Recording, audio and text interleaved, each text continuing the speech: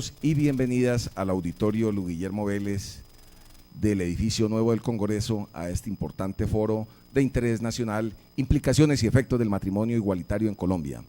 Damos instalación al mismo por parte del presidente de la Comisión de Derechos Humanos, doctor Edgar Espíndola Niño, quien a la vez presentará el tema modificación o protección, importancia de la familia y el matrimonio para los colombianos. Presidente. Bienvenidos a este foro que hemos convocado con el propósito de revisar a la luz de la Constitución y a la luz de las normas nacionales e internacionales lo que significa y lo que implicaría la unión de parejas del mismo sexo dentro de la legislación colombiana, como el matrimonio entre personas del mismo sexo o matrimonio igualitario, como algunos lo saben denominar. Nosotros hemos pensado que este tipo de foros tienen que alimentar precisamente el debate que al interior del Congreso de la República debe darse frente a un tema tan trascendental y tan importante como es definir el modelo de sociedad que nosotros queremos tener hacia futuro. Hoy el tema que se está tratando en el Congreso no es de mínima importancia, es de una importancia capital porque estamos redefiniendo, por supuesto, la estructura del Estado. Redefiniendo la estructura del Estado, de la concepción misma del núcleo fundamental de la sociedad que se llama familia, que el constituyente primario en la Asamblea Nacional Constituyente tuvo a bien, a través de sus constituyentes, plasmar y definir el Estado como un Estado social de derecho. Recordemos que la Constitución de 1886 definía al Estado colombiano como un Estado de derecho. Pero el gran avance, sin lugar a dudas, de la Constitución de 1991 es que pasamos de ser un Estado de derecho y convertirnos en un Estado social de derecho. Uno diría, pero ¿cuál es la diferencia si los problemas persisten? ¿Cuál es la diferencia si no noto que haya un cambio sustancial en el modelamiento de la nación, de cambiar de un Estado de derecho a un Estado social de derecho? Por lo menos en el papel, lo que debemos decir es que en un Estado de derecho es el ciudadano el que tiene que doblar la rodilla, o como diríamos coloquialmente, quitarse el sombrero y hacer la venia al Estado. Así definimos el Estado de derecho. Pero en la concepción de Estado social de derecho, ahora se invierten los papeles. Ahora le corresponde entonces al Estado doblarle la rodilla o quitarse el sombrero y hacer la venia al ciudadano, por lo menos en el papel. Eso lo que significa es que entonces ya no está el hombre presto al servicio del Estado, sino que la concepción de Estado social de derecho es el Estado el que debe estar presto al servicio del ciudadano. Y en ese marco, la Constitución del 91 entregó un capítulo de garantías, de derechos fundamentales, que son la carta de navegación para todos los colombianos. Bueno, la Constitución del 91 ha tenido como una cerca de 30 reformas aproximadamente, y cada día pues le vamos quitando, le vamos poniendo, a diferencia de muchas constituciones como la de los Estados Unidos, que para que se haga una enmienda constitucional involucra prácticamente mover y movilizar toda la nación. Aquí en Colombia relativamente es muy fácil, y por eso vemos cómo permanentemente se cambia el destino de la Constitución, producto de una u otra forma de una nación naciente y relativamente nueva como es Colombia, pese que nosotros, aunque llevamos cerca de 200 años de vida republicana, relativamente somos nuevos comparados con la tradición de muchos países europeos. Y en ese marco de Estado social de derecho aparece, por supuesto, la familia como núcleo esencial de la sociedad, sobre la cual toda la sociedad tiene que trabajar. Y por eso aparece la familia, porque la familia aparece antes del Estado. El concepto y la concepción de familia dentro del marco del derecho natural aparece antes de la creación de los estados. Y cuando nosotros hablamos del derecho natural, entendemos que dentro de las teorías y dentro de la concepción de los estados modernos, siempre se utilizó el derecho natural como un eje, como un faro, como una guía para que los estados caminaran por allí. Los juristas hablan del justnaturalismo. El justnaturalismo no es más que el derecho natural, que es el que estamos viendo reflejado en la naturaleza. Cuando yo salgo al campo, miro, por ejemplo, cómo evoluciona el ciclo hidrológico, cómo el agua se evapora, cómo se condensa en las nubes, finalmente cómo nuevamente cae a la tierra en forma de lluvia, cómo viene en forma de ríos, cómo llega a los mares, cómo se evapora nuevamente y forma el ciclo hidrológico. Eso hace parte del derecho natural. Cuando uno sale al campo y entonces miramos cómo el oxígeno es liberado por las plantas y las plantas asumen el CO2 y el ciclo funciona para que más oxígeno se produzca, eso se llama derecho natural. Cuando salimos al campo y miramos, por ejemplo, la naturaleza y miramos los árboles y encontramos cómo el fruto de ese árbol, que son deliciosos además, hace parte del derecho natural, pero para que ese fruto llegase a la mano del ciudadano o de quien lo consume, tuvo que intervenir el proceso natural, el componente macho y el componente hembra en la planta, y entonces aparece un fruto. Eso hace parte del derecho natural. Y entonces cuando miramos, por ejemplo, las aves del cielo o los animales que se mueven, encontramos que la forma de reproducirse es el componente macho y el componente hembra. Ese es el derecho natural. Y cuando miramos a la sociedad, encontramos que en la sociedad no hay sino dos tipos de sexo, que es el sexo macho y el sexo hembra, representado en el hombre y en la mujer, que hacen parte precisamente de esos animales superiores de que hablan la ciencia. Somos animales superiores, pero para que nos podamos reproducir está el componente macho y el componente hembra. Eso hace parte del derecho natural. Y quienes en un momento determinado positivizaron la norma, es decir, cogieron el derecho natural y lo plasmaron en un documento, lo positivizaron, eso se llama positivizar. Entonces miraron qué pasaba en el derecho natural para poder plasmarlo en el derecho positivo. Y ahí aparecen las constituciones y aparecen las leyes. Y en ese marco del derecho natural, entonces el constituyente en Colombia, mirando lo que pasaba en todo el mundo dentro del derecho natural, dijeron que era importante definir en Colombia la familia como el núcleo esencial, fundamental de la sociedad. Todo lo demás tiene sentido. Por eso cuando encontramos, por ejemplo, proyectos que hoy buscan que se acabe el derecho natural dentro del marco de la familia, pues obviamente tenemos que abrir foros de discusión para mirar qué implicación puede tener ese nuevo modelo de sociedad que nos están planteando. Y es que la Corte Constitucional ha venido asumiendo posiciones que de una u otra forma lo que nos demuestran es que están legislando por la vía de la interpretación. En Colombia hay separación de poderes y tenemos el poder legislativo, que hace las leyes, representado en el Congreso, tenemos el poder ejecutivo, que lo representa el presidente de la República, y tenemos el poder judicial representado en las altas cortes, en la justicia. Y ese poder judicial, de una u otra forma, tiene que respetar al poder ejecutivo y tiene que respetar al poder legislativo, porque hay separación de poderes, hay independencia de accionares. De tal manera que hoy, cuando miramos cómo la Corte en sus sentencias lo que está haciendo es una intromisión al poder legislativo, con sus fallos y con sus sentencias y con sus jurisprudencias, porque la Corte en la Constitución del 91, que fue una creación del constituyente del 91, se puso para que cuidara la Constitución, no para que la cambiara. Y lo que nosotros hemos visto con preocupación es como hoy la Corte está legislando por la vía de la interpretación.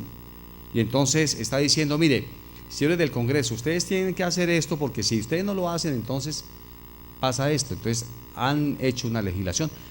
Me refiero exactamente ahora al último fallo donde se habla del tema del matrimonio. Dice, si el Congreso no legisla frente a la unión de las parejas del mismo sexo, entonces a partir del 20 de junio pueden ir a una notaría y entonces protocolizar su unión marital, de una u otra forma, es lo que está diciendo la Corte.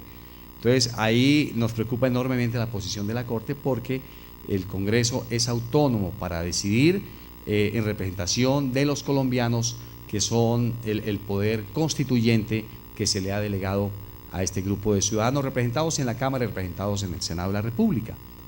Por eso nosotros notamos con preocupación que se quiera cambiar esa estructura fundamental concebida dentro del marco del derecho natural.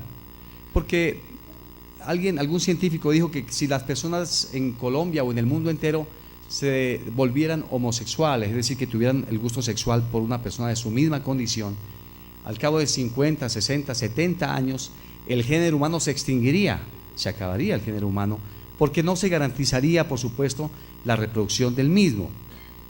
Y por eso nosotros pensamos que es necesario fortalecer la familia como núcleo esencial de la sociedad, porque en la familia constituida por un hombre y por una mujer hay complementariedad, psicológicamente hay afinidad, y es la forma dentro del marco del derecho natural para poder establecer la supervivencia del género humano sobre la tierra, pero además de eso para poder fortalecer la niñez, para poder fortalecer todos los demás procesos que están alrededor de la familia como una institución tradicional anterior a la creación de los estados.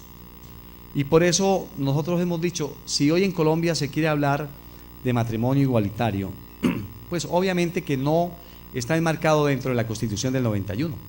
Cualquier intento de reforma mediante una ley ordinaria o estatutaria es una ley inconstitucional, porque el artículo 42 es constitucional y yo modifico la Constitución por otra reforma constitucional de acuerdo a lo que los juristas llaman la pirámide de Kelsen, la importancia de las normas, cómo una norma de igual jerarquía puede modificar a sí misma o cómo una de mayor jerarquía puede modificar una de menor jerarquía, pero nunca una norma de menor jerarquía puede y es capaz de modificar una norma de superior jerarquía. Y la Constitución en este caso es norma de normas y tiene que haber supremacía constitucional para que las demás normas se puedan someter a ese marco constitucional. Es más, inclusive aún a una reforma constitucional nos pensamos que no sería capaz de cambiar ese artículo 42, que es un capítulo nuclear de la Constitución del 91. No sería capaz de cambiarlo porque eso está definiendo el modelo de sociedad que queremos. Porque por esa modificación constitucional podríamos decir nosotros que queremos en Colombia un gobierno monarquista, por ejemplo, y entonces hacemos un acto legislativo, recogemos las firmas que requiere un acto legislativo, que son 10 firmas de congresistas, representantes o senadores, y se pone a discusión del Congreso, donde ya no diríamos en Colombia no hay un presidente, no es un gobierno presidencialista, sino que ahora será un gobierno monárquico, y nos inventamos una figura para crear un gobierno monárquico en Colombia, donde tengamos un rey y la figura del presidente se acabe, ni siquiera un gobierno parlamentario, un régimen parlamentario, sino un gobierno monárquico, por ejemplo. Entonces, la pregunta es, ¿seríamos nosotros capaces de cambiar la figura presidencial por una figura de un rey, de un monarca? Uno diría, pues sí somos capaces porque la norma lo permite, pero como el constituyente primario fue el que decidió que en Colombia tuviéramos un régimen presidencial y es un tema nuclear dentro de la consolidación del Estado, entonces ahí no podríamos inclusive llegar a hacer esa modificación, sino tendríamos que convocar a una Asamblea Nacional Constituyente para que sean los ciudadanos a través de una asamblea la que diga el modelo de gobierno que quieren que se tenga. En ese orden de ideas, cualquier intento por la vía legislativa de modificar esa estructura del artículo 42, donde se habla de la familia como el núcleo fundamental de la sociedad, tendría que intentarse por una Asamblea Nacional Constituyente y no por una ley ordinaria, ni siquiera una ley estatutaria y aún mediante una reforma constitucional. Entonces nosotros hemos venido dando el debate haciendo desde el punto de vista constitucional y jurídico un análisis que nos permita a los colombianos entender que la figura del matrimonio dentro de la concepción de Estado de Derecho es lo más sabio para poder vivir, es el mejor método para poder existir, y que hoy hay mucha gente que tiene gustos sexuales diferentes y cosas rarísimas en la cabeza. Uno queda extrañado con tanta cosa rara que aparece en los medios de comunicación, y uno respeta lo que la gente quiera hacer con su cuerpo aunque uno no lo comparta. Hay gente que tiene el gusto sexual por otra persona y uno no comparte y uno advierte que no hace parte del derecho natural, pero uno debe respetar, por supuesto, lo que la gente quiera hacer con su cuerpo. La Constitución no le prohíbe a nadie que no haga esas prácticas. Ya la gente, si decide asumir ese comportamiento, es responsabilidad de cada quien, o como el que fuma cigarrillo, o como el que toma alcohol, o como el que consume droga.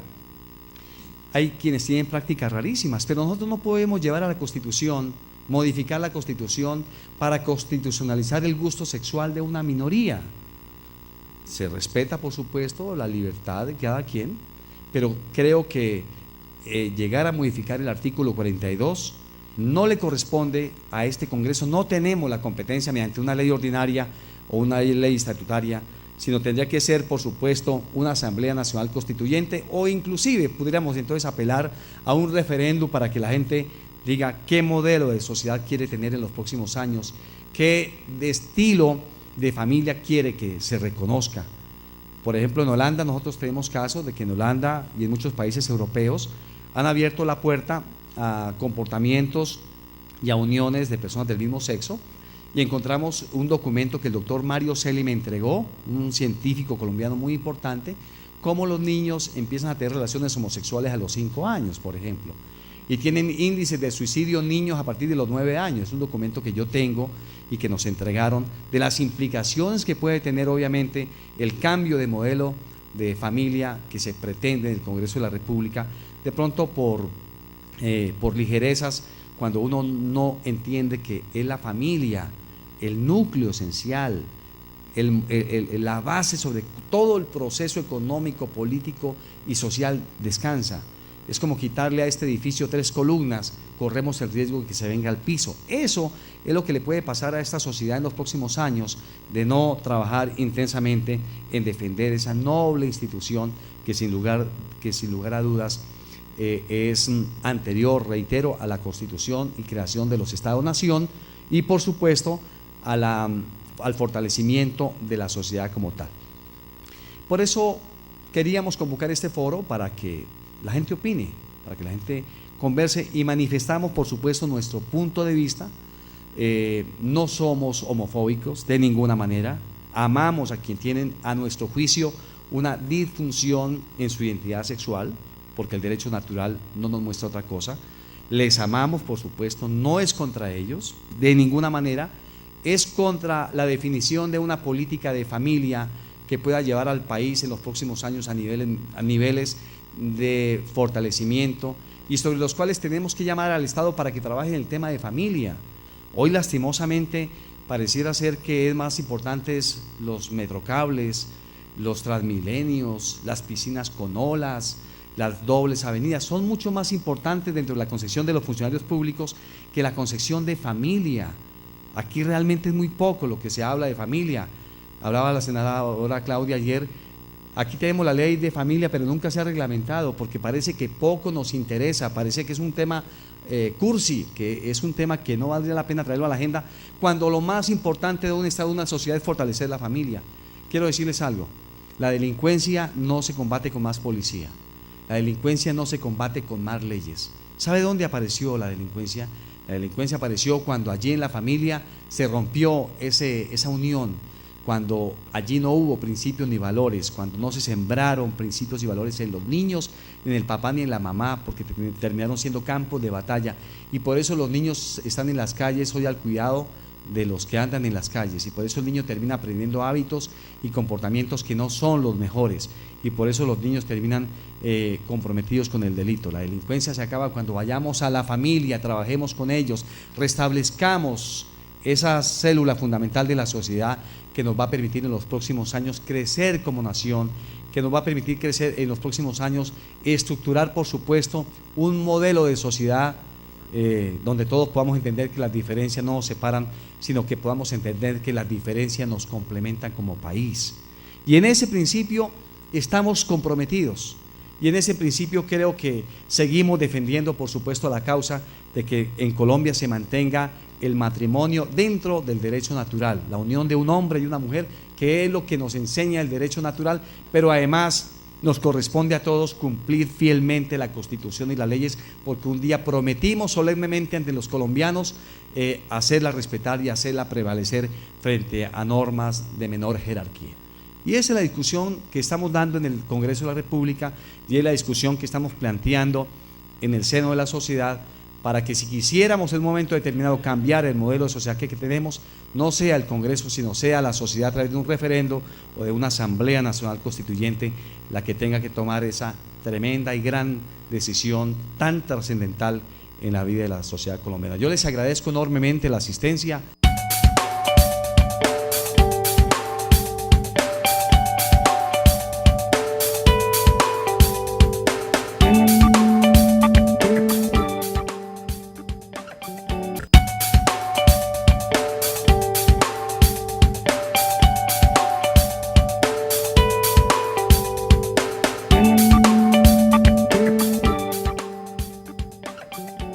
Yo quisiera el día de hoy referirme muy puntualmente a lo que se ha encontrado en las investigaciones acerca de los efectos que producen las nuevas estructuras familiares en los niños y las niñas. Es un hecho contundente que las emociones en el ser humano están programadas de una forma biológica, aparecen a los pocos días del nacimiento en la vida de cualquier ser humano. Posteriormente producen una complejización a través de las emociones que se han experimentado y al desarrollo cognitivo que tengan los niños, dando lugar a un sistema emocional más complejo. ¿Cómo se puede favorecer el desarrollo de los niños?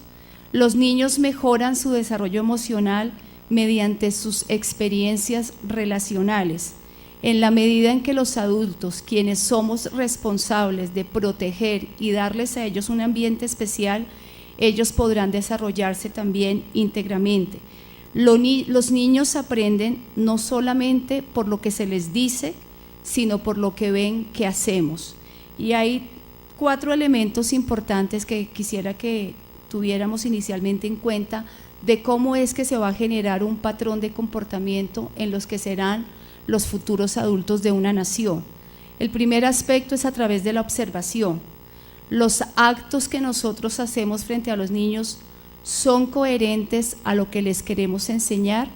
Nosotros los sumergimos en un proceso de aprendizaje a través de la escolaridad, a través de la convivencia diaria y a través de los modelos que social y culturalmente les estamos estableciendo. Nuestros actos deben concordar con lo que estamos nosotros enseñando y diciendo. A través del escuchar, ¿qué es lo que las palabras que nosotros decimos marcan en el futuro de sus niños? ¿Qué estamos nosotros relacionando entre palabras y acciones? Los niños también desarrollan su equilibrio emocional a través de conectar sus estados emocionales.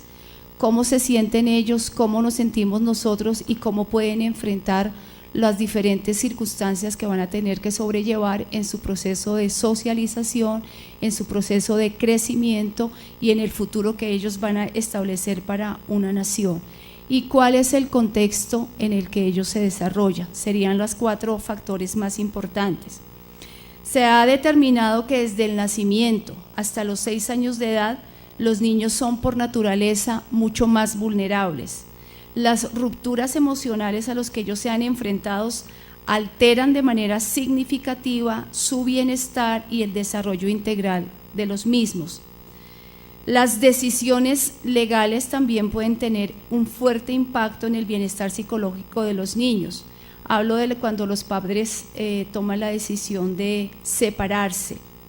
Sí se presenta la separación de su principal figura de apego, que son los padres. Bowley, un investigador en los años 1969 y 1973, Einstein Whiting en 1969, entre otros, han llevado a cabo numerosas investigaciones acerca de los efectos que producen los pequeños una separación. Los resultados de dichos estudios confirman que algunos niños de hasta 6 años de edad podrían ser lastimados de manera muy fuerte en sus emociones si se los separa del padre que representa su principal figura de apego. Estos niños podrían volverse ansiosos, disculpen que me saltó, mi copialina.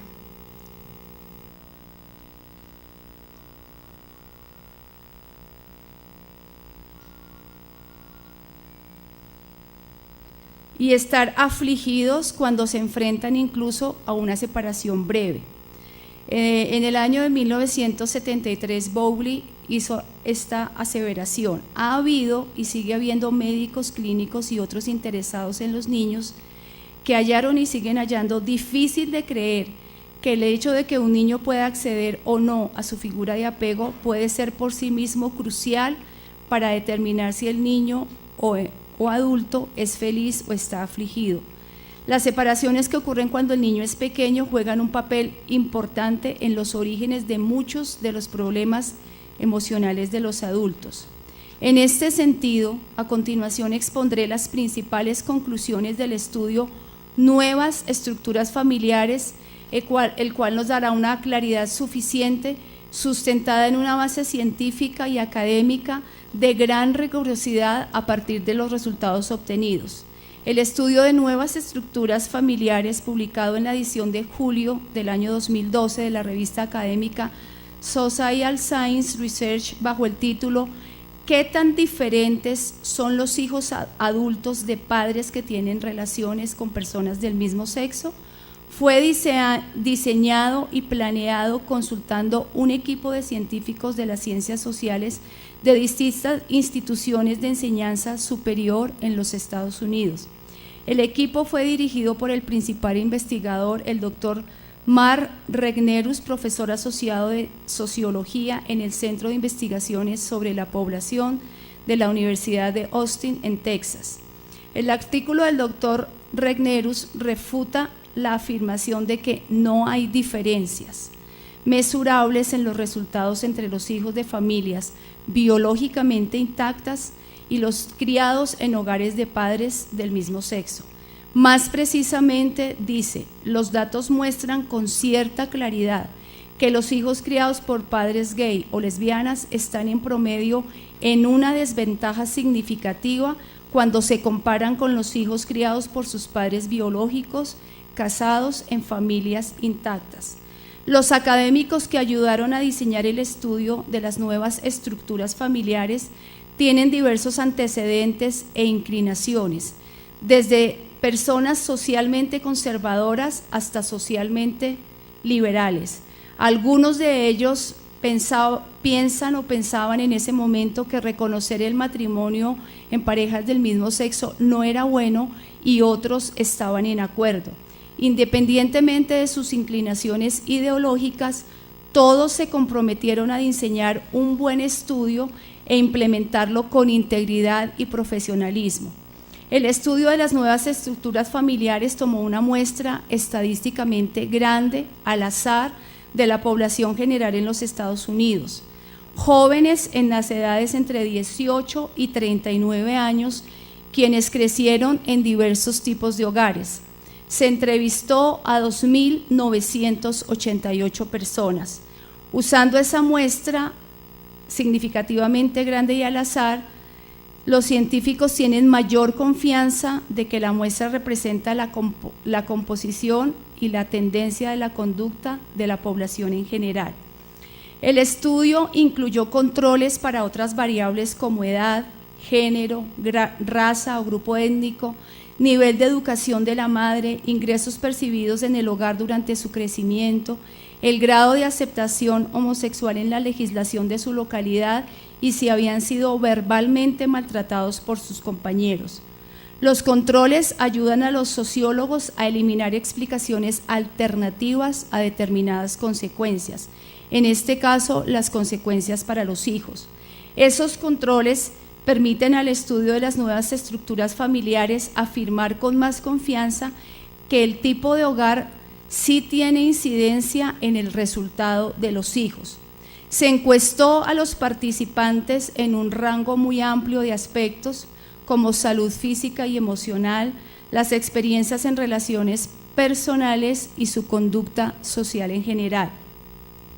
El otro estudio se realizó con una muestra estadísticamente grande y al azar, el de Rosenfeld, pero solamente estudió los logros académicos de los hijos. Finalmente, el estudio de las nuevas estructuras familiares entrevistó directamente a los hijos de parejas gay y lesbianas como jóvenes adultos cuando ya habían alcanzado su madurez. Muchos estudios previos se entrevistaron solamente a los padres de esos hijos. No existía un estudio basado en entrevista de los hijos en edades de jóvenes adultos. Por tanto, el estudio sugiere que las relaciones del mismo sexo son con frecuencia de corta duración, lo que concuerda con lo encontrado en investigaciones más amplias sobre relaciones románticas del mismo sexo. En 25 de las 40 variables evaluadas había diferencias estadísticamente significativas entre los hijos de familias biológicamente intactas y los de hogares donde la madre tuvo una relación o el padre con pareja del mismo sexo en áreas que son claramente subóptimas, como estar recibiendo asistencia social, necesitar terapia, infidelidad, enfermedades de transmisión sexual, haber sido víctimas de abuso sexual, niveles de educación alcanzado, seguridad en la familia de origen, depresión, adicciones, uso de marihuana y su frecuencia, así como algunas conductas delictivas. En 11 de las variables había diferencias estadísticamente significativas entre los hijos de hogares con familias biológicamente intactas y aquellos que reportaban tener padre o madre en relación con una persona del mismo sexo. La afirmación "no hay diferencia" bajo estos resultados es falsa. Este reconocimiento concuerda más con el probado cuerpo de conocimientos de las ciencias sociales de los últimos 25 años, el cual encuentra que los hijos se desempeñan mejor cuando son criados por sus padres biológicos y estos están casados. Child Trends, una organización no partidista de investigación, resume así el creciente consenso de los estudiosos al empezar este milenio. La investigación claramente demuestra que la estructura familiar es importante para los hijos y de ellas la de más ayuda para los hijos es la familia encabezada por los padres biológicos en un matrimonio de bajo conflicto. Importante reconocer que si bien es cierto la familia biológicamente intacta está atravesando por una crisis grande, por una crisis compleja, también es importante recalcar a la luz de este estudio en el que en este momento les voy a mostrar algunas gráficas de los resultados, que sigue siendo la mejor opción para la crianza de los niños. Similarmente, Sarah McLachlan, psicóloga de Princeton, y Gary Sandefur, psicólogo de Wisconsin, escribieron: si se nos pidiera diseñar un sistema para asegurar que las necesidades básicas de los hijos sean satisfechas, probablemente vendríamos con algo muy similar a la estructura ideal de que convivan con ambos padres. Ese diseño en teoría no solo asegura que los hijos tienen acceso al tiempo y el dinero de los adultos, también provee un sistema de frenos y contrapesos que promueven una mejor paternidad. El hecho de que ambos padres tienen una conexión biológica con el hijo respecto de su desarrollo únicamente se puede dar a través de la procreación entre un hombre y una mujer, aumenta la probabilidad de que los padres se identifiquen con el hijo y construyan en él o en ella los cimientos de una vida emocionalmente sana e integralmente más equilibrada. El estudio en mención se tiene en cuenta 7 diferentes estructuras familiares. No solamente se tomó la muestra con familias conformadas por un hombre y una mujer, o la familia conformada por un hombre y su pareja del mismo sexo, o una mujer y su pareja del mismo sexo, sino que se tomaron familias de niños que habían crecido con padres adoptivos, padres divorciados, padres solteros, con padrastro o con madrastra. Eso no otorga una visión sesgada, sino que confirma la realidad de aquella estructura familiar que es la que generaría mayor equilibrio a nuestros niños. Yo quisiera que a continuación viéramos unas diapositivas que muestran el resultado de algunas de las pruebas que se hicieron. En esta diapositiva En la parte de abajo donde están los círculos, si los alcanzan a ver, el primer círculo corresponde a los niños que crecen en un hogar de padres adoptivos. El segundo corresponde a las personas que han experimentado separación o divorcio. El tercer círculo corresponde cuando la madre tuvo una relación lesbiana. Las figuras que están en el centro, que es la familia intacta, el hombre, la mujer y su hijo. La siguiente es el padre que tuvo una relación gay, la siguiente padre o madre soltera, y la última corresponde cuando son criados con un padrastro o una madrastra. Esta primera diapositiva mide la frecuencia en el uso de marihuana en los últimos 12 meses. El color verde indica el resultado para la familia biológicamente intacta. El color naranja con borde blanco, resultados que fueron estadísticamente diferentes después de los controles, y la que no tiene color son los resultados que no fueron estadísticamente diferentes después de los controles. Ahí podemos apreciar que en la frecuencia en el uso de marihuana, el índice menor corresponde a la familia intacta, calificando de 1 a 6, donde 1 era nunca y 6 casi a diario. En la siguiente diapositiva se establece lo que es la frecuencia en el uso de tabaco en los últimos 12 meses. El orden es el mismo, los resultados son estadísticamente diferentes en las 6 estructuras diferentes de familia, y en la familia biológicamente intacta sigue siendo menor. Número de arrestos en esta población entre 19 y 34 años. Se calificó de 1 a 4, donde 1 es nunca y 4 muchas veces. Ahí están las alteraciones significativamente modificadas cuando vemos los resultados de lo que son las familias de los chicos adoptados, cuando hay divorcios. El índice más alto en este caso se presenta cuando el padre tuvo una relación gay, y el más bajo corresponde a la familia biológicamente intacta. Número de veces que se han declarado culpables en un delito no menor: 1, calificación de 1 a 4, 1 nunca, 4 muchas veces. El resultado sigue teniendo la misma tendencia. Las personas que en el momento en que fueron encuestadas dependían de la asistencia pública. Hay un índice significativamente alto en los hijos cuyas madres tenían en ese momento una relación lesbiana, y significativamente disminuido en la familia intacta. Actualmente se encuentran desempleados. Resultado para la familia biológicamente intacta, el 8%. Resultado cuando son hijos adoptados, 22%, divorciado 15%, madre que tuvo una relación lesbiana 28%, padre que tuvo una relación gay 20%, padre soltero 13%, con padrastro o madrastra 14%. Sensación de seguridad en la familia cuando era niño: 1 a 5 la calificación, afirmando que 5 es el lugar más seguro. El índice más alto lo establece la familia intacta, 4.13. Pensamientos recientes de suicidio.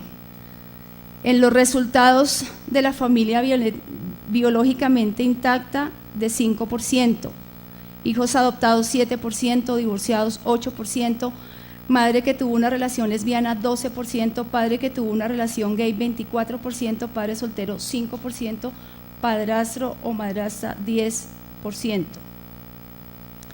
Actualmente o recientemente necesitó asistencia de terapia. Adoptado 22%, divorciado 12%, madre que tuvo relación lesbiana 19%, familia intacta 8%, padre que tuvo relación gay 19%, padre soltero 13%, padrastro o madrastra 17%. Promedios actuales en nivel de depresión. El promedio en la familia del hijo adoptado 1.95, divorciado 2.01, padre que tuvo relación lesbiana 2.2, familia intacta 1.83, padre que tuvo relación gay 2.18, padre soltero 1.89, padrastro o madrastra 1.91. ¿Fue alguna vez tocado sexualmente por alguno de sus padres o por otro adulto? Adoptado 3%, divorciado 10%, madre que tuvo relación lesbiana 23%, familia intacta 2%, padre que tuvo relación gay 6%, padre soltero 10%, padrastro o madrastra 12%. ¿Fue alguna vez forzado a tener sexo contra su voluntad? Adoptado 23%, divorciado 24%, madre que tuvo relación lesbiana 31%, familia intacta 8%, padre que tuvo relación gay 25%, padre soltero 16%, padrastro o madrastra 16%. ¿Ha tenido alguna vez enfermedades transmitidas sexualmente? Adoptado 16%, divorciado 12%, madre que tuvo relación lesbiana 20%, familia intacta 8%, padre que tuvo relación gay 25%, padre soltero 14%, padrastro o madrastra 16%. Calidad de la relación romántica actual: adoptado 3.79, divorciado 3.95, madre que tuvo relación lesbiana 3.83, familia intacta 4.11, padre que tuvo relación gay 3.63, padre soltero 3.95, padrastro o madrastra 3.8. Número de veces en que la relación actual ha estado en problemas: 1, nunca; 4, muchas veces. Adoptado 2.35, divorciado 2.43, madre que tuvo relación lesbiana 2.35, familia intacta 2.04, padre que tuvo relación gay 2.55, padre soltero o madre soltera 2.26, padrastro o madrastra 2.35. Tuvo un amante cuando estaba casado o cohabitando. Los índices pues son abiertamente claros. El punto más alto es cuando la madre tuvo una relación lesbiana, frente a un 13% que corresponde a la familia intacta. El más alto nivel de educación alcanzado también lo alcanza la familia biológicamente intacta. Mujeres con número de diferentes compañeras sexuales. El índice más bajo se presenta en las mujeres que fueron criadas en la familia intacta, con un 0.22. Mujeres con número de diferentes compañeros sexuales. Mantiene el nivel más bajo las mujeres que fueron criadas en familias intactas. Hombres con número de diferentes compañeros sexuales. 0.2 los que fueron criados en familia biológicamente intactas. Se identifica a sí mismo como heterosexual, 90% de los jóvenes. 61% quienes tuvieron madre con una relación lesbiana, 71% quienes tuvieron padre con una relación gay. Este fue el resultado de esta investigación. La reflexión y el punto que yo quisiera dejar a todos ustedes y a todas las colombianos y colombianas que nos están escuchando es si definitivamente vamos a seguir creyendo que la clase de relación no afecta significativamente a los niños. ¿Cuál es la responsabilidad social que nos corresponde frente a la nueva generación que tenemos que levantar? ¿Cuál es el desafío de la clase de estructura familiar que le queremos dar? ¿Y cuál es el soporte con el cual queremos levantar a esa nueva generación? Esta es una decisión de todos los colombianos, es una decisión que nos debe llevar también a nosotros a buscar los mecanismos para fortalecer las columnas de las familias, para que podamos tener niños y niñas sanos en Colombia. Muchas gracias. Cuando oía la intervención de la senadora Claudia Wilches, recordaba alguna intervención de el primer ministro inglés, el señor David Cameron, Don David Cameron, en el mes de agosto del año anterior, después de algunos desórdenes que sufrió la ciudad de Londres, hubo infinidad de destrucciones, de incendios. Cuando todo se vino a las aguas a su cauce, se dirigió a los londinenses y decía: cuando yo veía esos incendios, pensaba en dónde estaban los padres de familia. Pensaba qué había pasado con esa familia. Y concluía el primer ministro inglés, el actual primer ministro inglés. En adelante, todas las políticas públicas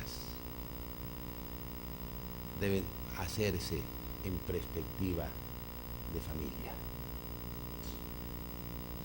Si favorece a la familia, serán prohijadas, serán promovidas. Si fortalece a la célula vital de la sociedad, serán fortalecidas. Entonces es indudable que en toda política pública, en todo diseño de carácter legal, de carácter social, debe ser prevalente la consideración familiar. Pero en todos estos debates de carácter cultural, yo recuerdo mucho un extraordinario escritor, déjenlos, un extraordinario escritor, el profesor Chesterton. El profesor Chesterton dice que quien destruye la familia no sabe lo que hace, porque desconoce lo que deshace. Si hoy nos estamos doliendo de la disolución de nuestra sociedad, es precisamente por la disolución de la célula familiar. Si nosotros queremos restablecer la estructura social, ese restablecimiento de la estructura social no pasa sino por el restablecimiento de la célula familiar, que es el fundamento de toda la sociedad. Y eso no solamente es una convicción, ni un principio de orden natural, y un principio muy arraigado en nuestra sociedad. Es incluso reconocido por nuestra Constitución, quien reconoce a la familia como célula vital de la sociedad. Es indudable que en estas épocas estamos ante una clara, dijéramos, agenda global que tiene que ver con una especie de neocolonialismo cultural en materia de vida, en materia de familia y en materia de matrimonio. No quieren que nazcan el aborto. No quieren que vivan la eutanasia. Quieren envilecernos la legalización de la droga. Por eso, y frente a una sociedad que tiene una identidad cultural, unos principios y unas concepciones que son absolutamente adversas a eso que se le quiere imponer dentro de lo que hoy se llama como lo políticamente correcto, pero no es más que una nueva tiranía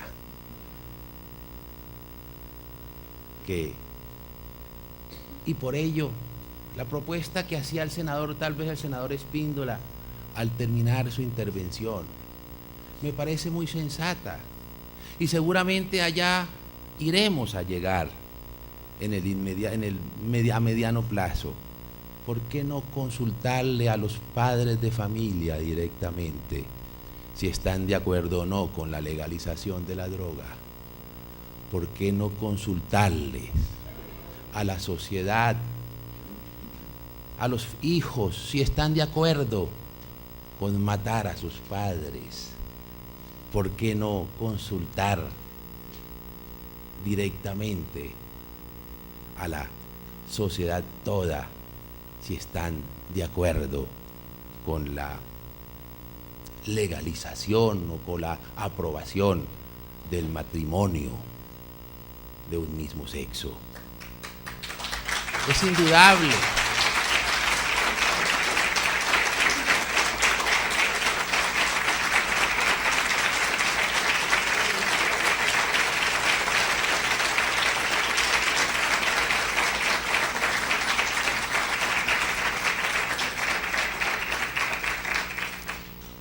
Es indudable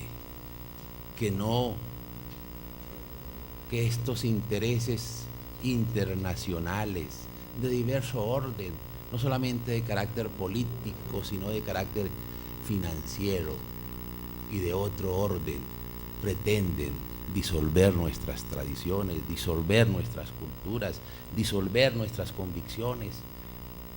Y la sociedad no puede quedar a un lado, sustraerse de este proceso.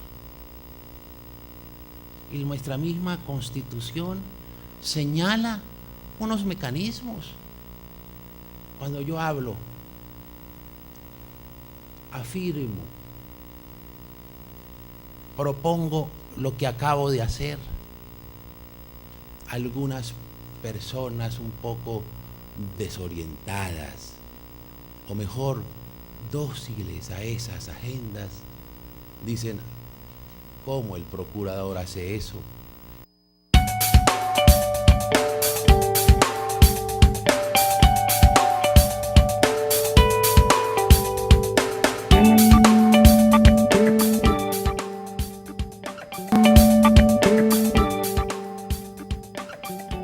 Estando dentro de la Constitución y cumpliendo sus roles constitucionales y representando a la sociedad, propone lo que es elemental, que no se puede estructurar o aplicar una reingeniería social en contra de la voluntad, del querer y del bien común de la sociedad, de todos.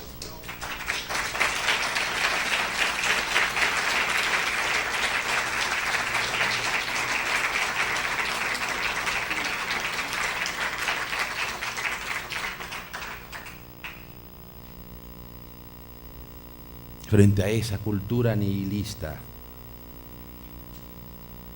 consultemos nuestras tradiciones, las de todos los colombianos, la de la sociedad colombiana, las que le han permitido a ella hacer presencia en todos estos años de vida republicana. Con toda esta laraca sobre el proyecto de ley sobre el matrimonio homosexual, y que al parecer algunos acudían a la decisión de la Corte Constitucional, pues estudié realmente si era cierto, o si es cierto que la Corte Constitucional en su decisión, en su sentencia, dice lo que dicen que dice, y me encontré que no dice lo que dicen que dicen.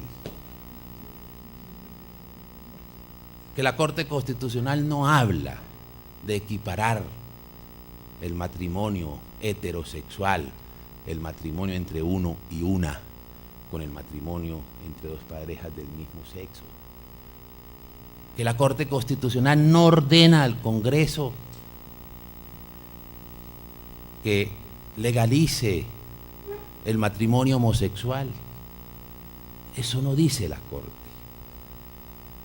Entonces, ahora sí, vale, rápidamente, me excusan estos prolegómenos, pero me interesó mucho las exposiciones del senador y de la senadora, y por eso quise epilogar un poco y asumir y recoger la propuesta que hiciera el senador Edgar. Es difícil pensar en un asunto que hoy en día concita más pasiones y genere más división entre los colombianos que el denominado matrimonio entre personas del mismo sexo. Un debate que apenas comienza en el mundo occidental, que los países de tradición no cristiana ni siquiera se han atrevido a tocar, y que sin embargo en nuestro país muchos quieren darlo por terminado sin un debate serio y profundo como el que estamos proponiendo que se consulte a la sociedad, estigmatizando a quienes opinan distinto. Sí que sabemos algunos acá de lo que significa el matoneo mediático y el bullying mediático. Sí que lo sabemos.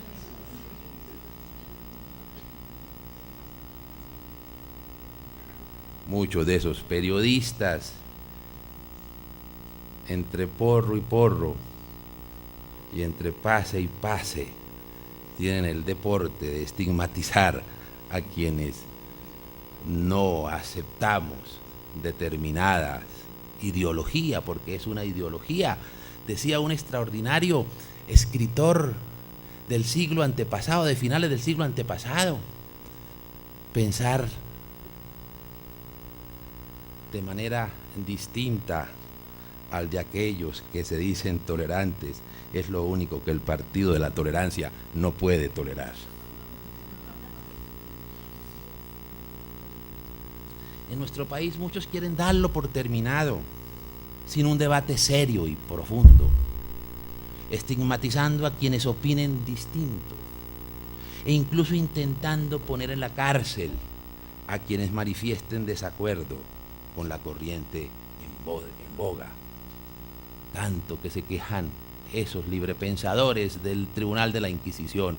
Esto son unos redivivos inquisidores. Por eso considero necesario,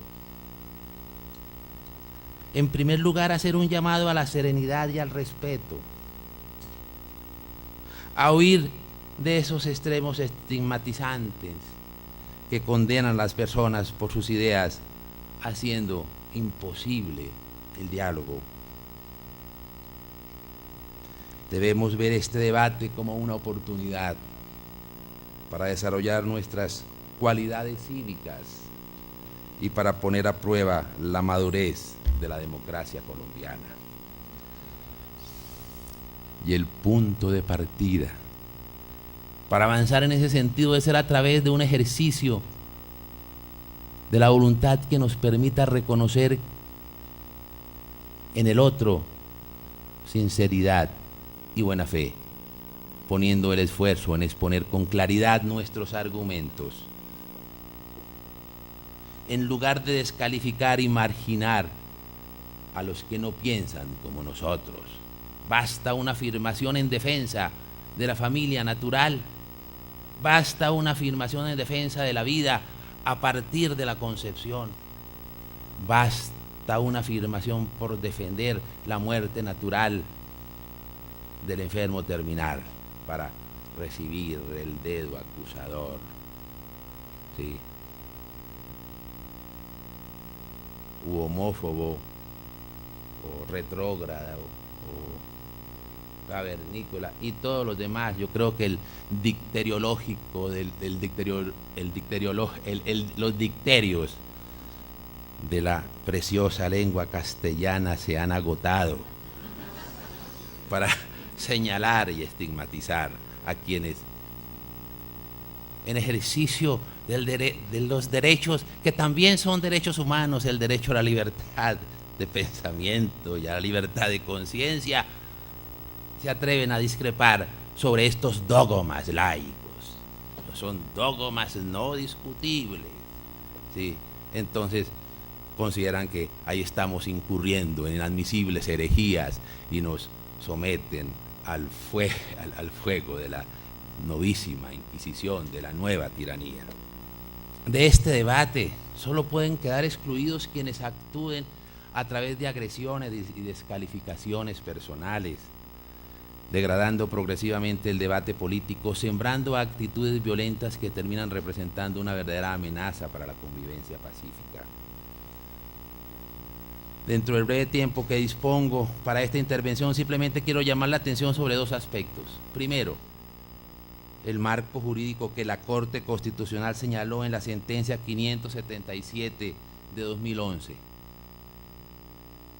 Y segundo, una aproximación a la contribución que el matrimonio hace a la sociedad, que es la razón principal por la que merece un reconocimiento jurídico específico en nuestra legislación. El marco jurídico señalado por la Corte. En cuanto a la decisión de la Corte, que ha dado origen a este proceso, lo primero que debe tenerse en cuenta es que la sentencia 577 declaró la constitucionalidad del artículo 113, el matrimonio como la unión de un hombre y una mujer. Y además advirtió que al crear una institución que formalice las uniones homosexuales, el Congreso debe observar la limitación establecida por la Constitución, consistente en que de ninguna manera se pueda afectar el reconocimiento y la expresa protección que tiene la familia fundada en la unión de un hombre y una mujer. Cuando la Corte hace una comparación entre las uniones homosexuales y las heterosexuales, lo hace desde una óptica centrada en el interés particular y en los derechos particulares de los miembros de estas uniones. Es decir, la Corte no hace consideración alguna ni pondera los aportes sociales que cada una de estas uniones hace al bien común. No analiza cuál es su relevancia para el bienestar general, ni en qué medida existe un interés público en cada una de ellas. Es desde una mirada reducida al interés individual de los miembros de dichas uniones que la Corte encuentra que las uniones homosexuales tienen un déficit de protección.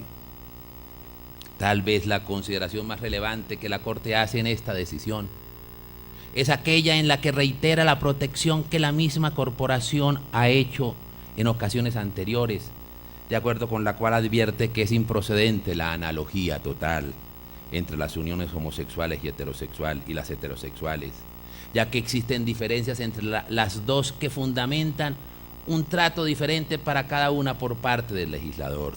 Es más, la Corte aclara que únicamente puede exigir unos mínimos para ambos tipos de uniones, no unos máximos. Por lo tanto, es constitucionalmente incuestionable la decisión del legislador de ofrecerle una protección menor a las uniones homosexuales frente a las que ofrece a las heterosexuales.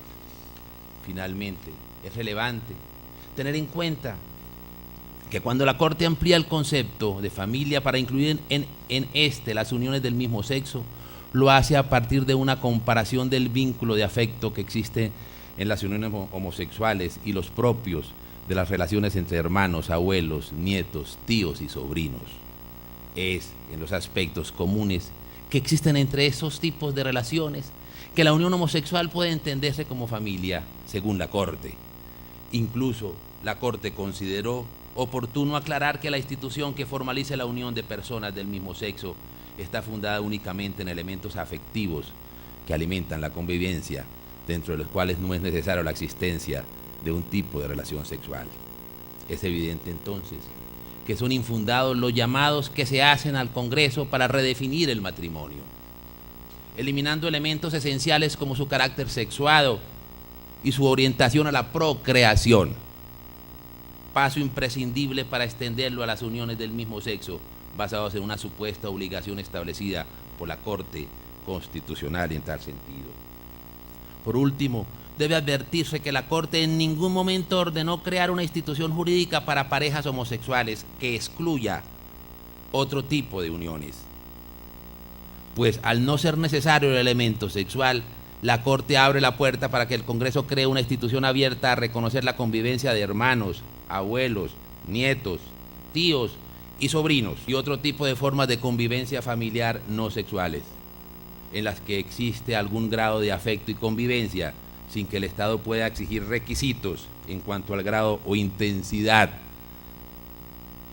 del sentimiento que deben experimentar quienes busquen formalizar su unión, cosa que no solo es irrelevante desde el punto de vista jurídico, sino además imposible de comprobar.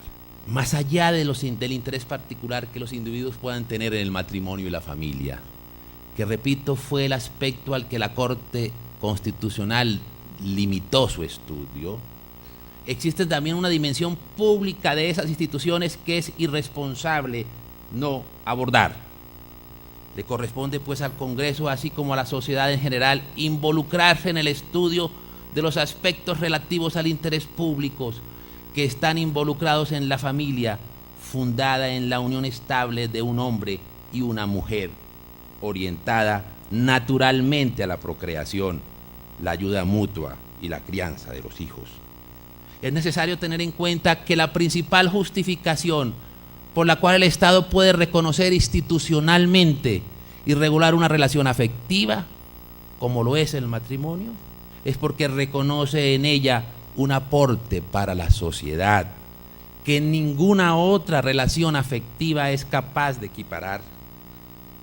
Es absurda e insostenible la posición según la cual se acusa al Estado de regular el matrimonio heterosexual únicamente para complacer unas exigencias religiosas del cristianismo.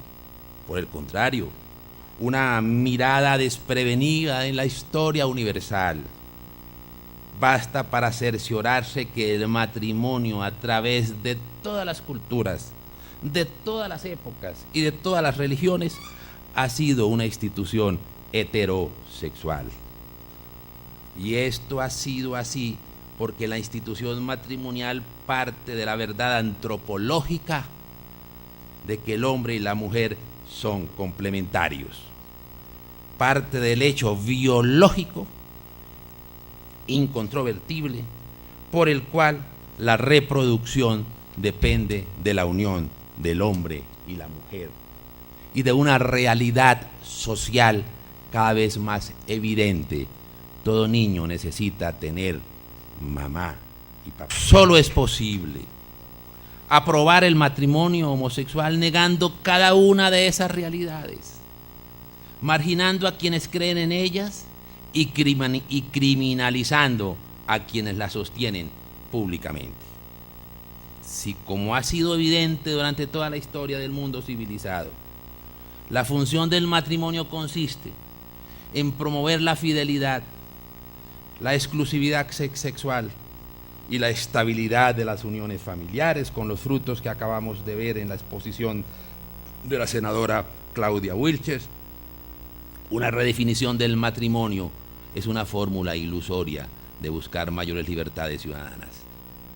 La progresiva eliminación de los elementos esenciales del matrimonio del que ha sido testigo el mundo occidental en las últimas décadas, solo ha conducido a nuestras sociedades a una inestabilidad social que ha conllevado irremediablemente a una también progresiva judicialización de las relaciones familiares, que no es otra cosa que institucionalizar una mayor intervención del Estado en la vida privada de los ciudadanos, que inevitablemente recorta libertades y deja siempre un profundo malestar social.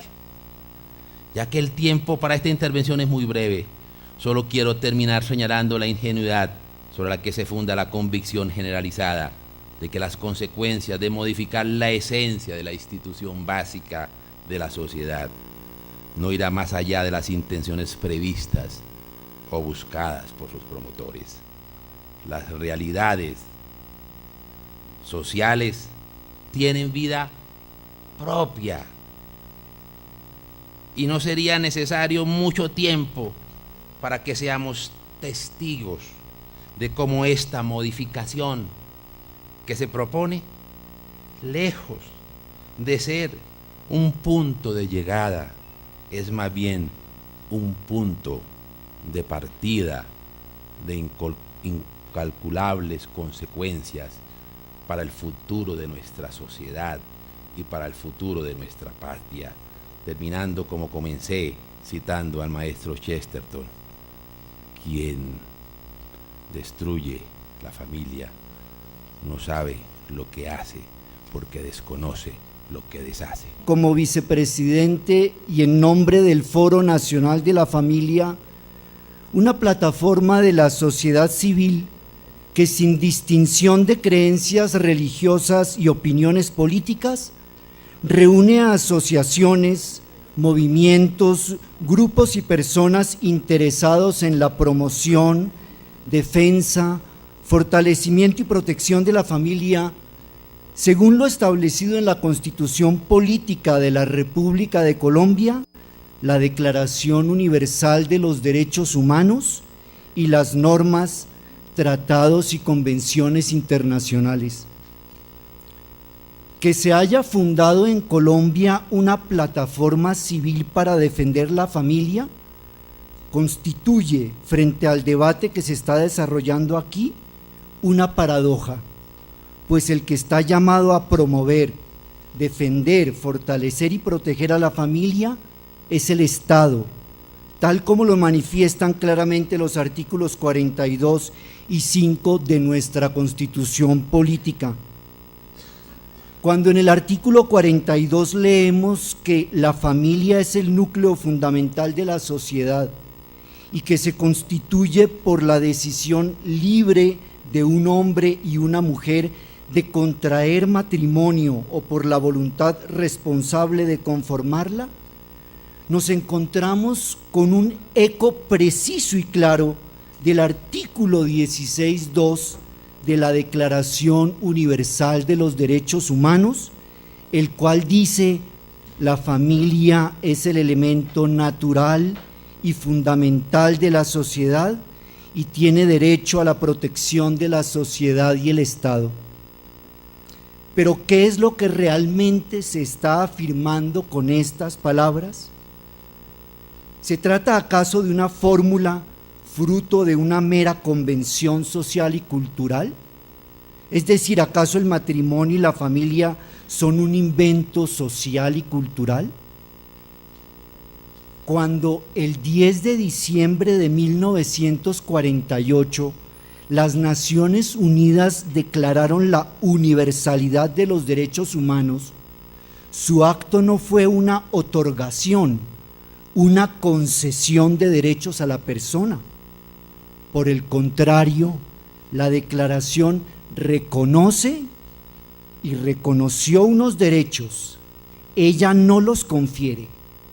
¿Qué significa esto y qué consecuencias tiene esta afirmación? Cuando la ONU reconoce la universalidad de los derechos humanos, está afirmando de manera categórica que los derechos humanos son inherentes, constitutivos de la persona humana, es decir, que se desprenden de la misma naturaleza y dignidad de la persona humana. Más claro aún, cuando la Declaración reconoce, por ejemplo, el derecho a la vida, el derecho a formar una familia, no es porque la ONU, a través de la Declaración, nos esté concediendo por benevolencia esos derechos a los seres humanos, como si dichos derechos fueran fruto de un consenso político o social. Si así fuera, podrían ser abolidos e incluso transformados por la presión y el gusto de una minoría o una mayoría. Por esta misma razón, los derechos humanos son inviolables, es decir, nadie, ninguna institución, ningún grupo, ninguna autoridad los puede vulnerar. De lo contrario, se contribuiría a la destrucción de la persona y la sociedad. Además, la universalidad de estos derechos implica que no están fundados en ninguna ideología y que nadie, ningún grupo o partido los puede reclamar para sí o manipularlos.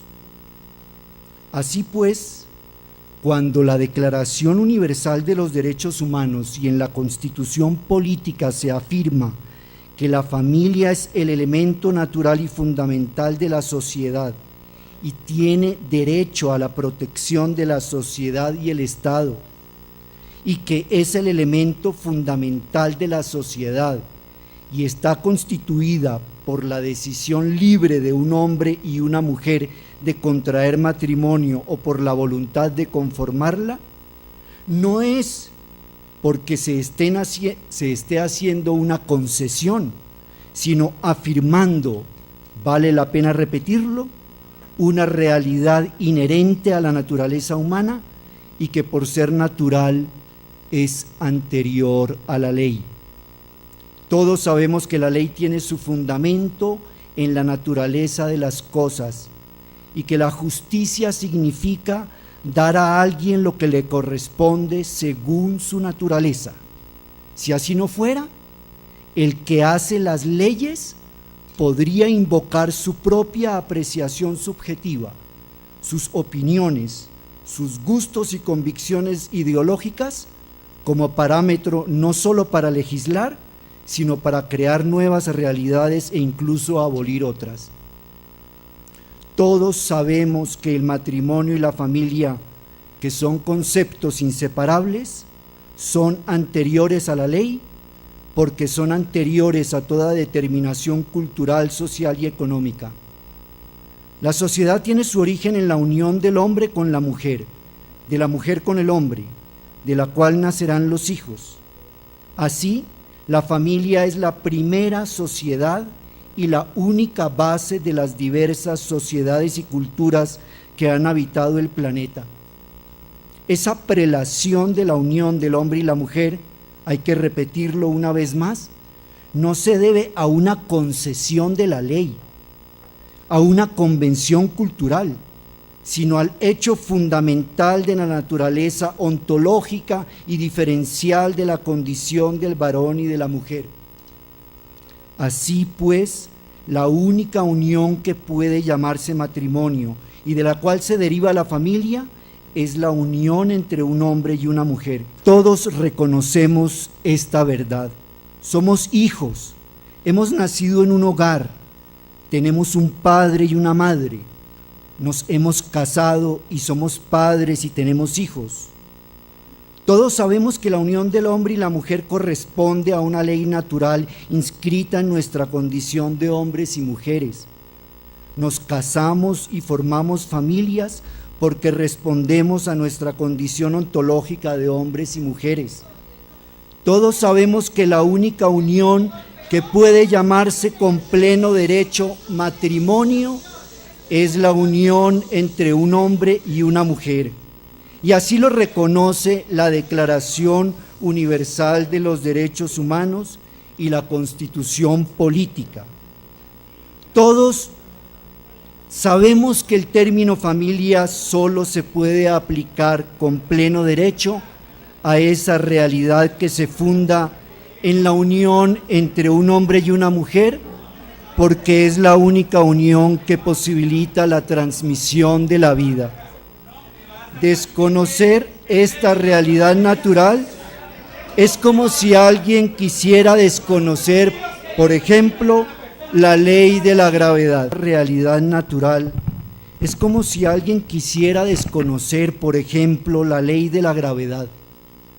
Las leyes de la naturaleza no son un invento ni una convención social, son realidades inherentes a la misma naturaleza, las cuales garantizan que la misma naturaleza subsista y no se destruya.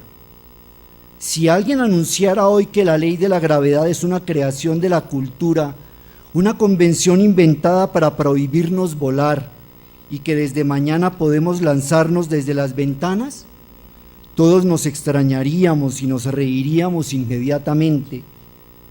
Pues bien, en Colombia la Corte Constitucional dijo que la definición de familia y matrimonio que está en la Constitución es estrecha y restrictiva, es decir, que dicha definición atenta contra los derechos humanos, pues no permite que individuos del mismo sexo puedan formar una familia. ¿Qué significa esto? Que la Corte se arroga el derecho de redefinir la naturaleza de las cosas y en este caso la de redefinir la naturaleza del matrimonio basada en la unión entre un hombre y una mujer. Uno se pregunta, y seguramente los televidentes también se preguntarán, ¿desde cuándo el legislador tiene la potestad de redefinir la realidad y la naturaleza de las cosas? ¿Está el legislador por encima de la ley natural, de la naturaleza, cuya expresión es la realidad que nuestra razón capta, reconoce y experimenta de manera vital? Si un individuo, hombre o mujer, acude al legislador para reclamar un supuesto derecho a unirse con otro individuo de su mismo sexo, el legislador no tiene la potestad para hacerlo. En primer lugar, porque la condición previa y natural, reconocida por la ley misma y a la cual la ley debe su razón de ser, no está dada. La naturaleza no hizo al varón para unirse en matrimonio al varón, ni a la mujer para unirse al matrimonio con otra mujer.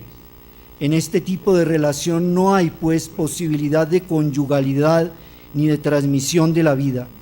No hay ninguna posibilidad de que la sociedad subsista y se perpetúe.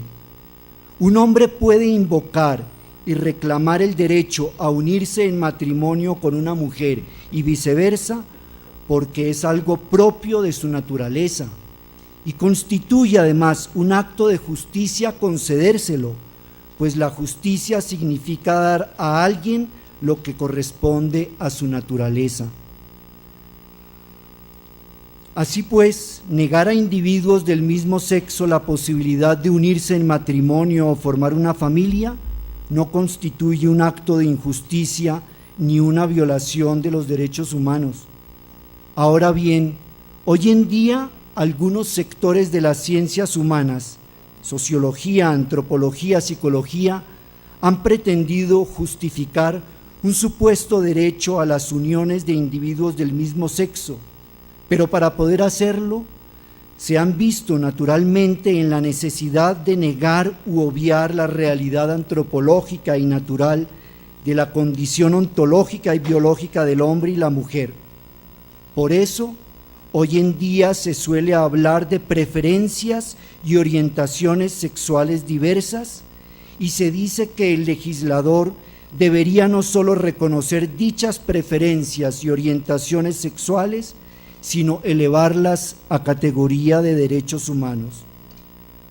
¿Desde cuándo los gustos y preferencias que puedan tener un individuo o un grupo deben convertirse en derechos humanos? Si una persona decide por gusto propio o por preferencia comer solamente verduras y prescindir de la carne y los lácteos, no puede pretender elevar su gusto y su preferencia personal a derecho humano. Es decir, no puede ir ante el legislador a exigir su derecho a que de ahora en adelante todos los restaurantes del mundo deban tener en su menú un plato que responda a sus gustos,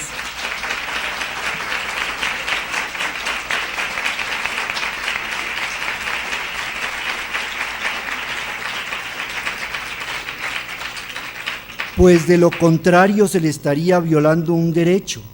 Así pues, la negación de un gusto o una preferencia no constituye una violación de los derechos humanos.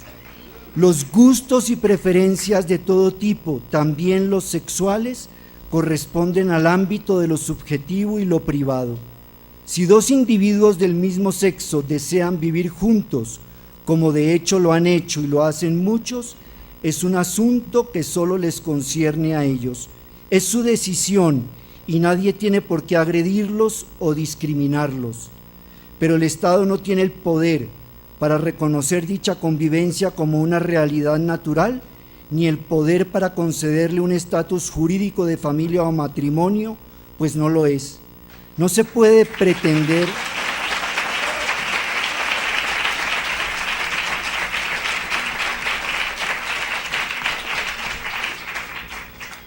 y si se trata de un asunto de desprotección legal, no existe tal. La ley permite que una persona herede sus bienes a quien quiera y una persona también puede afiliar a otra cualquiera un seguro médico. Se ha visto entonces que el intento de reconocer las uniones de individuos del mismo sexo como un derecho y equipararlas al matrimonio y la familia implica negar y destruir la realidad misma del matrimonio y la familia como la unión exclusiva del hombre y la mujer, reconocida como tal por la Declaración Universal de los Derechos Humanos y la Constitución Política de Colombia, pese a las sentencias de la Corte Constitucional, las cuales, y para las personas que las han podido leer, no resisten un serio análisis jurídico, filosófico y lógico.